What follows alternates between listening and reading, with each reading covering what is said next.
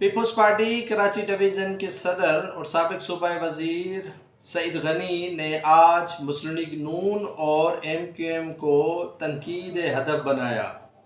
نہ صرف تنقید کی بلکہ انہیں وہ آڑے ہاتھوں لیا۔ آج سٹی کورٹ کراچی میں پیپلز لائر فورم کی ممبر سازی کے مہم کے سلسلے میں سعید غنی نے میڈیا سے گفتگو کرتے ہوئے کہا کہ ایم کیو ایم سیاسی یتیم ہو چکی ہے۔ ایم کیو ایم کے پاس اب وہ طاقت نہیں رہی جو پہلے ہوا کرتی تھی۔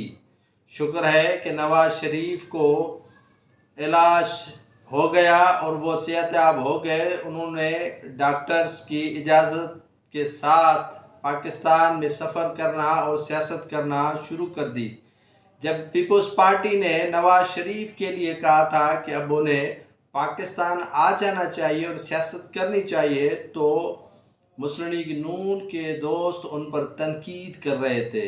اب جن کے اشاروں پر نواز شریف چل کر آئے ہیں تو درست ہوا اور ہماری بات کو تنقید ہدف بنایا گیا۔ مصطفیٰ کمال پر تنقید کرتے ہوئے ان کا کہنا تھا کہ ساری جو ایم کیو ایم ہے وہ پی ایس پی کے شکنجے میں پھنسی ہوئی ہے اور ان سے باہر نہیں نکلتی۔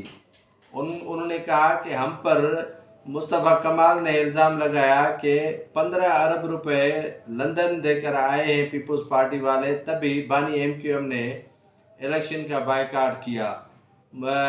سعید غنی کا کہنا تھا کہ آپ کو ہم 20% دیتے تو آپ بھی شاید بائیکاٹ کر جاتے۔ پیپلز پارٹی کے رہنما سعید غنی نے کہا کہ طاقت کا سرچشمہ عوام ہے اور عوام ہی سلیکٹ کرتی ہے۔ یہ سلیکٹر جو ہیں وہ کہاں سے آ جاتے ہیں اور ان کو کیسے ایڈوانس پتہ چل جاتا ہے کہ نواز شریف اب چوتھی بار وزیر اعظم بن رہا ہے۔